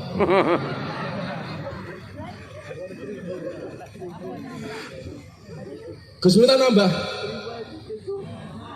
Nunggu takdir. Kalau memang ada takdir, ya kan saya nggak bisa melawan takdir. Kalau nggak ada takdir, ya saya menciptakan takdir saya sendiri. Akhirnya dia datang ke Jogja. Saya bacakan tadi kaulnya Ibnu Athaillah. Tidak akan pernah terhenti sebuah permintaan ketika kamu sandarkan permintaanmu hanya kepada Tuhanmu, dan tidak akan pernah mudah sebuah permintaan ketika kamu percaya dengan kemampuanmu. Terus pripun, Bang? Jaluk karo Allah. Jangan mengemis-ngemis sama manusia. Kalau kamu percaya takdirmu diatur oleh Tuhanmu, mendekatlah kepada Tuhanmu. Siapa yang perlu kamu apelin? Allah, bukan cewek. Caranya pripun, Bang? Pulang kamu sholat tahajud 7 malam.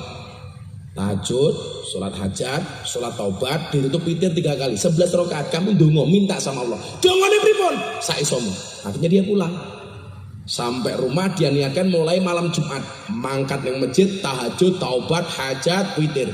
Selesai tangannya diangkat. Ya Allah, bila dia jodohku jadikan dia istriku ya Allah. Namun bila dia bukan jodohku, mau dicek lagi ya Allah. Loh, kadang-kadang doa itu pakai maksa dikit gak apa-apa. Ya jangan lurus-lurus wae, nganggo ngeyel titik lah.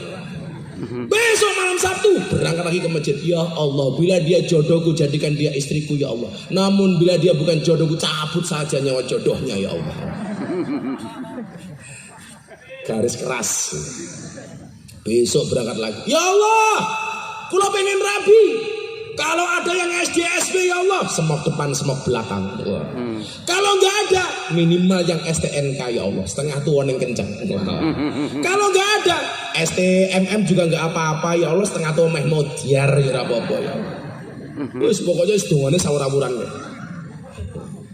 Besok berangkat lagi. Ya Allah, kula pengen rabi. Kalau sinten mawon ra urusan, sing penting wedok ya Allah. Gimana udah putus asa Pak? Duper sapi. Lah kalau kamu doanya pasti ya Allah saya minta yang isusu panter. Ini suku-suku pantatnya bikin gemeter ya Allah. Kalau Pak Maman sukanya yang pecel lele, penggemar cewek lemu-lemu. Akhirnya apa? Setelah malam ke-7 dia pulang habis subuh. Di tengah jalan, apa yang terjadi? Kakinya digigit ular wedok. Dia marah-marah sama Allah. Danco. Kula niku njaluk bojo wedok, malah kula dicokot ular wedok. Pingsan bawa ke rumah sakit. Apa yang terjadi? Dia nyangka ini adalah akhir dari segalanya, tapi ternyata dia salah. Ternyata ini awal dari cerita cinta itu dimulai. Wah.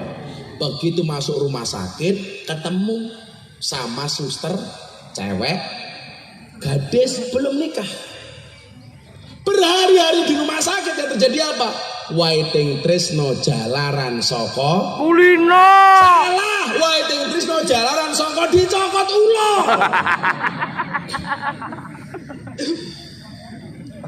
Di rumah sakit saling jatuh cinta. Yang cowok nggak berani ngomong yang cewek karena merasa modalnya nggak ada, modalnya nggak masuk. Yang cewek nggak berani ngomong yang sama yang cowok. Masa cewek kok ngomong duluan? Akhirnya begitu hari terakhir di rumah sakit lah.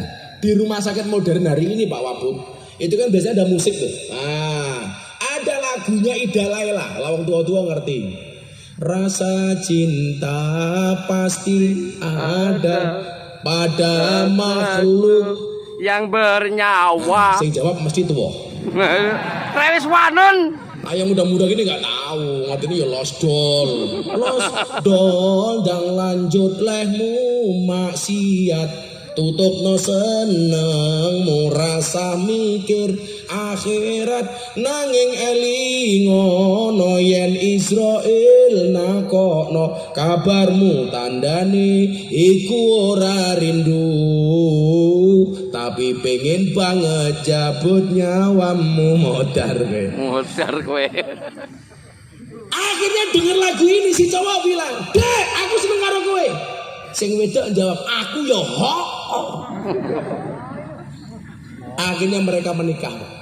Awalnya dari mana? Digigit ular. Maka kita sering membenci sesuatu padahal itu baik bagi kita, dan kita sering mencintai sesuatu padahal itu buruk bagi kita. Akhirnya hari ini mereka menikah, sudah punya anak 2. Maka malam hari ini kalau kamu sandarkan semua urusanmu hanya kepada Tuhanmu, saya doakan yang jomblo mudah-mudahan pulang digigit ular.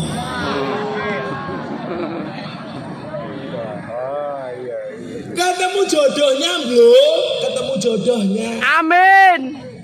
Kamu gak usah galau. Nyekel kopling karo rating rasa nyanding mergo kalah glowing. Ya nggak mungkin. Dulu saya nikah gak punya apa-apa. Sampai 7 tahun saya menikah masih ikut mertua. Mau 5 Pak. Mantep mangan melu morotua. Sampai akhirnya M10. Mantep mangan melu morotua muring-muring menantu meneng mawon. Sampai akhirnya M15. Dandra. Mantep mangan melu morotua muring-muring menantu meneng mawon. Morotua mati menantu melu marisi. Mertua saya hanya jawab M1. Nopo Pak? Matamu. Sama Pak Maman, pengajian Gus Miftah malah disinggung. Bayarnya 3M. Matur nuwun Mas Miftah.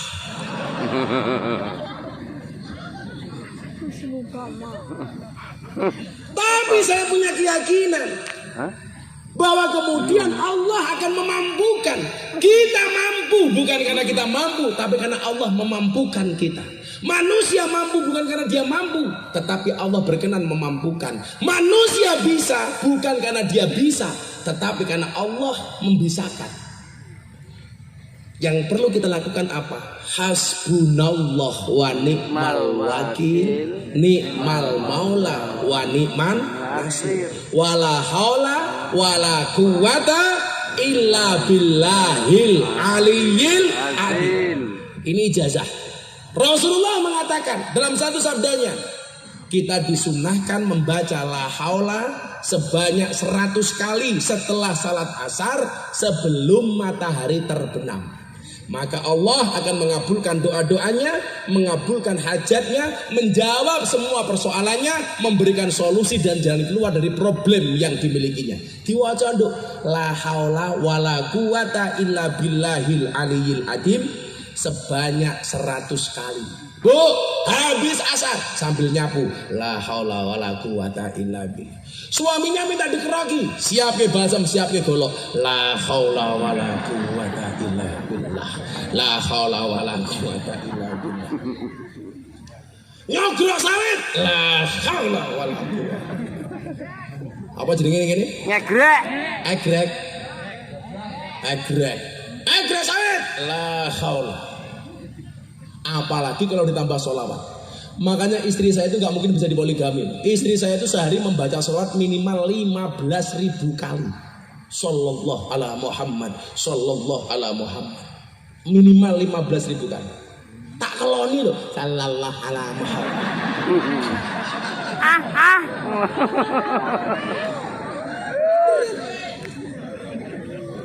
Ibu-ibu punya anak nakal, tidur lus-lus kepalanya. La haula wala quwata illa billah. Sallallahu ala Muhammad. Al-Fatihah dilus-lus mandi. Mudah-mudahan anakku soleh. Bapak-bapak sama punya istri cangkeme cerewet gampang turu cekel cangkeme. La haula wala quwata. Allahumma sholli ala sayyidina Muhammad wa ala ali sayyidina Muhammad. Mudah-mudahan istriku cangkeme ra cerewet. Al-Fatihah. Berarti catek. Di Fatihah itu tetap cerewet, tambahi Yasin dan tahlilnya.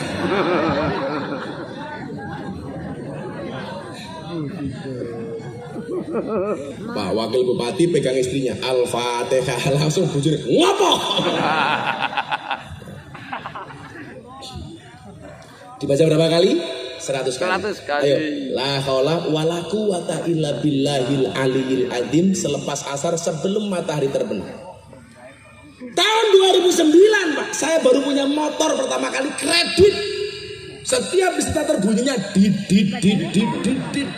Wah, motor kreditan. Sama yang megang itu, apa tamborin? Entek dite.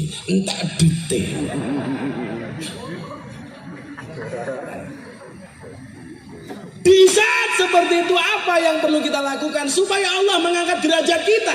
Jawabannya adalah pantaskanlah amalmu di hadapan Allah, maka Allah akan memantaskan hidupmu. Hasibu qabla tuhasabu, dihisab dulu. Kenapa Allah nggak mengangkat derajat saya? Jangan-jangan ada yang salah. Oh, mungkin sholat saya yang kurang benar. Oh, saya sudah sholat tapi nggak tepat waktu. Oh, saya sudah sholat tapi nggak pernah ke masjid. Oh, saya sudah sholat tapi nggak pernah jamaah. Ingat, laki-laki imam, perempuan makmum. Makanya dulu ketika nikah mas kawinnya apa? Seperangkat alat sholat beserta Al-Quran, masjid dan imamnya. Bangkrut gue liran. Kamu ngimami? Lah pripun Gus kula isin. Kenapa malu? Saya apanya hanya kulhu sama inna. Yo rapopo. Maghrib rakaat pertama kul. Rakaat kedua inna. Ngisa rakaat pertama kul. Rakaat kedua inna. Begitu subuh gelar sajadah malaikatnya turun. Udah pernah bro. Oh, daripada salah. Saya dulu di Jakarta kepala cabang Primagama. Di belakang kantor saya Primagama ada masjid Pak. Terkenal, nggak pernah ada jamaahnya.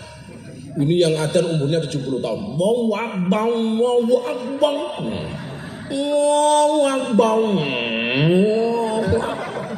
Kayak motor king. Begitu adzan selesai, puji-pujian. Puji-pujian, delalah wong ngapa. Di sini ada ngapa? Itu Astagfirullah. ya kayak kuek gitu lah ngapa. Astagfirullahaladzim. Innallaha ghafurur rahim. Diterjemahkan pakai bahasa ngapa? Ya Allah Gusti inyong nyuwun ngapura sekada itu sa inyong lan dosane bapak kok biyung inyong inyong rampung pujian 30 menit pujian, nggak ada jamaah yang datang belas. Dikomati. Saya pikir sudah ada imamnya. Diimami sendiri. Jadi adzan dewek, pujian dewek, komat dewek, ngimami dewek. Makmume inyong dewek. Makmumnya saya sendiri tahu Pak, makmumnya saya sendiri. Gua ya imamnya tengok ke belakang mengatakan sawu sufufakum fis shalah. Luruskan dan rapatkan softnya di dalam matane. Lah tak lurus ke karo sapa? Dia tak jawab sami'na wa ata'na. Fatihah aman. Begitu baca surat salah. Yang namanya imam salah itu harus diingatkan. Sama presiden salah boleh diingatkan. Bupati salah bisa diingatkan. Wakil bupati salah bisa diingatkan. Tapi pakai cara. Caranya apa? Dengan cara yang baik. Kalau imam salah, ingat. Makanya kalau hari ini kamu bilang, oh jadi presiden kok banyak salah. Jangankan mimpin negara, imam sholat loh. Sekarang diteror, mau ngimami, aja suwe-suwe, lah bajingan tak nih.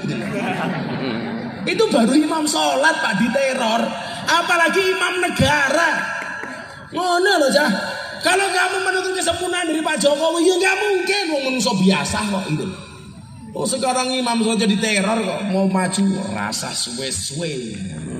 Kul huele.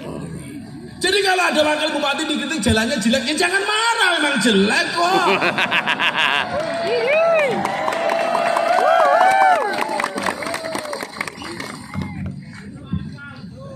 Mudah-mudahan bisa diaspal, amin. Amin. Begitu aja Pak Wabub bisa gombal sama istrinya. Jeleknya jalan tidak sejelek wajahmu. Kayak saya masuk kamar, itu saya pupuran, bedaknya ketebalan. Itu saya bilang, sorry ya Bah, bedak saya ketebalan. Saya bilang, saya tahu bedak kamu tebal, tapi cintaku lebih tebal daripada bedakmu. Wow. Begitu mau surat salah. Coba Anda dengarkan. Inna anzalnahu fi lailatul qadr. Salah apa benar? Salah. Harusnya til bacanya tul. Karena salah dari belakang saya ingatkan. Til.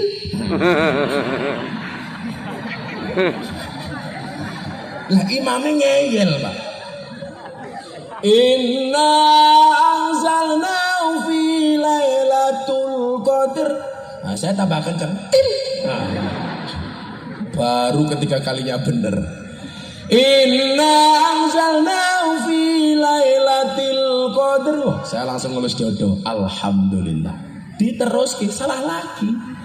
Wa ma adraka ma lailatul qadr. Padahal yang kedua yang benar tul. Dari belakang saya teriak tul. Imamnya ngeyel. Wa ma adraka ma lailatul qadr. Tul. Yang ketiga benar. Wa ma adraka ma lailatul qadr. Begitu ayat ketiga imamnya galau. Tul. Til. Til. Tul. Bingung dia. Sebelum dia melanjutkan langsung tak teriak tul.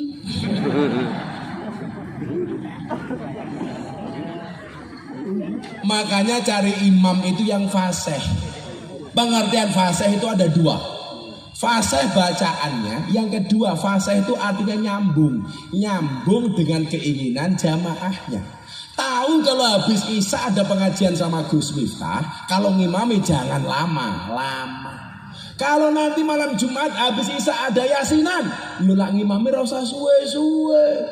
Ngerti pengajian bar Fatihah bismillahirrahmanirrahim. Yasin dancol. Itu namanya nggak nyambung dengan karpe jamaah. Nyambung. Fasih artinya bacaannya, yang kedua nyambung dengan maunya jamaah. Tapi fase dengan difase-fasekan itu beda. Saya pernah makmum imamnya ya Allah, alamnya jengal kaidahum kita delil. Itu namanya difase-fasekan. Ada lagi, saya dengar saya kenyang kok. Alhamdulillahirabbil alamin. Ar-Rahmanir-Rahim. Itu namanya di fase-fase. Kalau kemudian sudah kita benahi satu-satu, sholatnya sudah, tambah apa? Akhlaknya diperbaiki. Makanya illalladzina amanu, lanjutannya pasti wa amilus sholihat. Iman, kemudian amalnya yang baik. Amalnya yang baik. Bertetangganya yang baik. Oh, apakah bertetangga yang baik berpengaruh kepada rezeki? Iya. Makanya Rasulullah mengatakan man kana yu'minu billahi wal yaumil akhir falyukrim jarahu. Barang siapa beriman kepada Allah dan hari akhir, muliakanlah tetangganya. Lebih lanjut lagi, baik dengan tamunya. Man kana yu'minu billahi wal yaumil akhir falyukrim dhaifahu.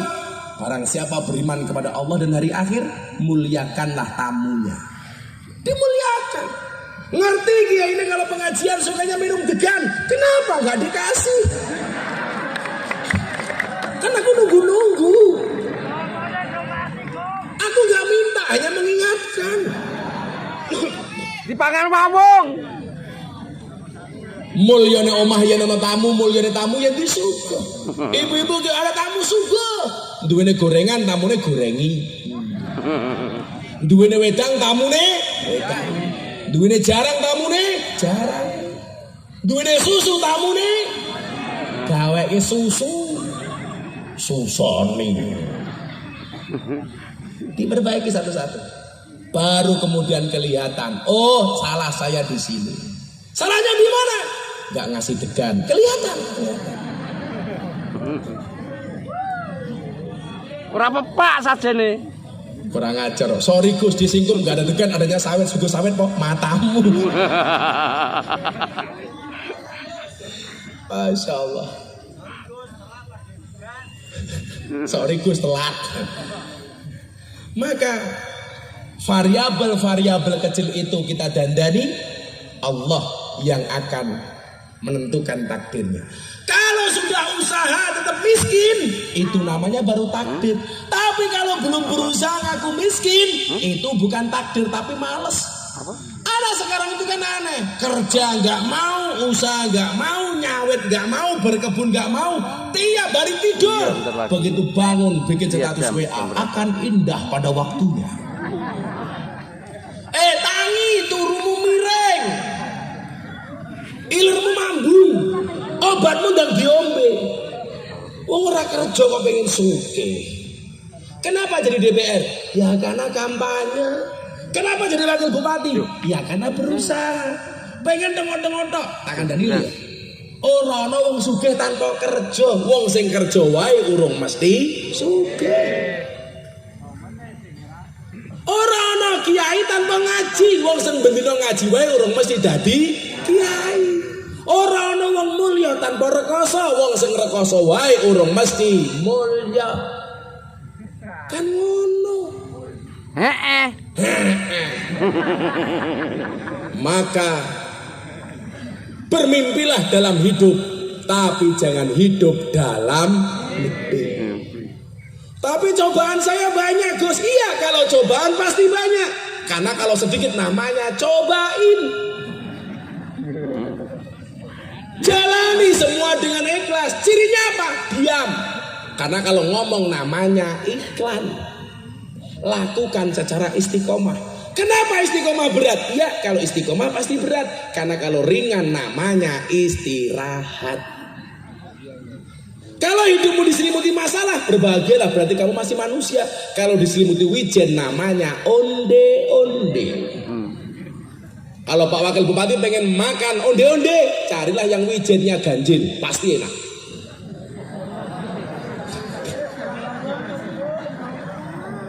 Sabar. Maka sekali lagi saya ulangi, hiduplah, bermimpilah dalam hidup, tapi jangan hidup dalam Mimpi. Kamu harus optimis. Masa depan itu seperti sekumpulan tempe. Artinya apa? Gak ada yang tahu.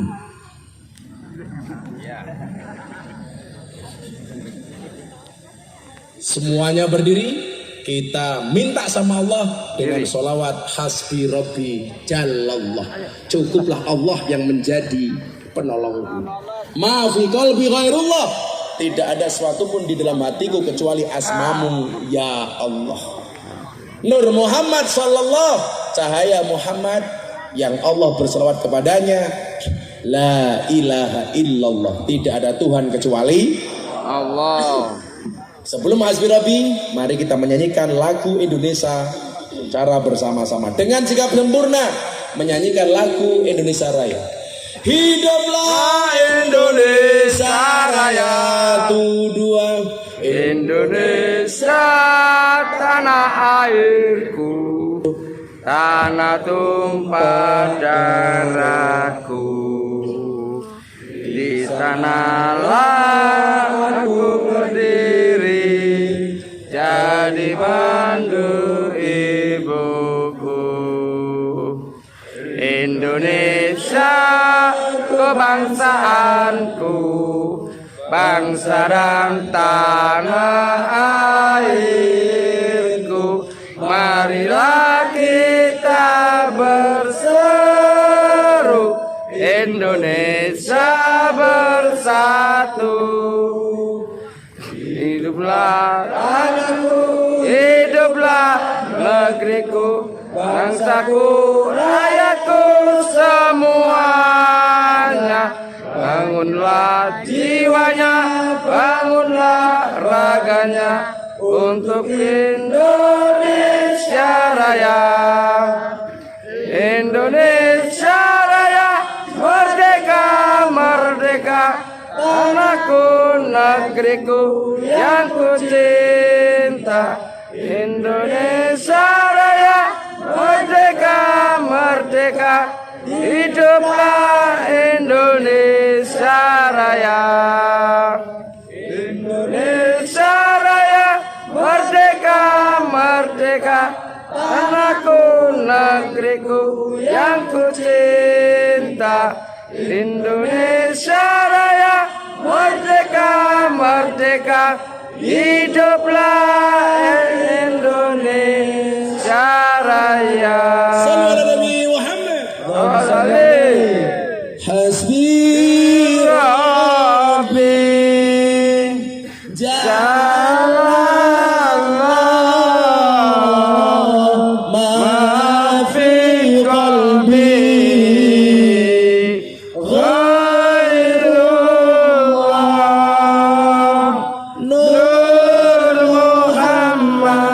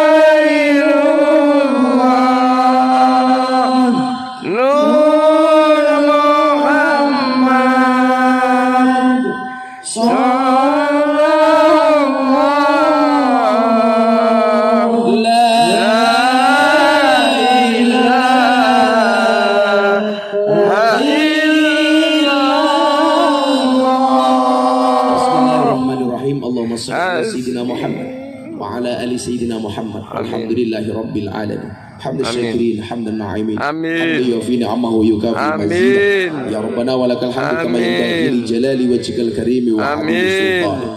Ya Allah ya Rabb, ya Allah yang Maha Pengasih dan Maha Penyayang. Amin. Ya Allah yang Maha Pengampun. Begitu banyak karunia, anugerah, rizki, nikmat yang diberikan kepada hamba-Hamba-Mu. Tapi kesemuanya itu ya Allah kami balas dengan perbuatan dosa.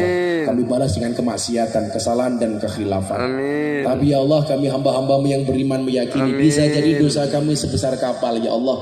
Tetapi ampunan dan maghfirah-Mu lebih luas daripada lautan.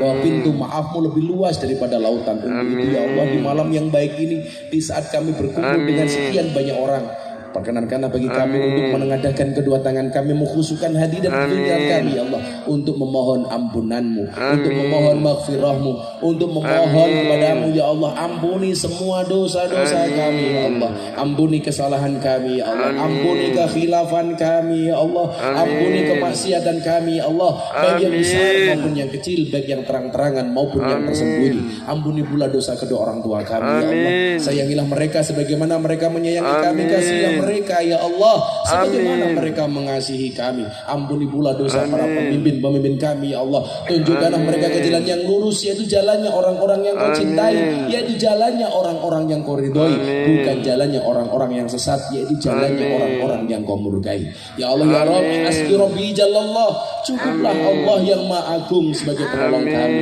cukuplah Engkau yang maha mulia ya Allah sebagai penolong kami, cukuplah Engkau yang maha besar ya Allah menyelesaikan semua masalah kami, cukuplah Engkau yang maha besar ya Allah sebagai tempat kami bersandar, cukuplah Engkau yang maha besar ya Allah yang akan mengabulkan doa-doa kami, cukuplah Engkau ya Allah sebagai solusi bagi kami, cukuplah Engkau ya Allah sebagai jalan keluar dari masalah yang kami hadapi ya Allah.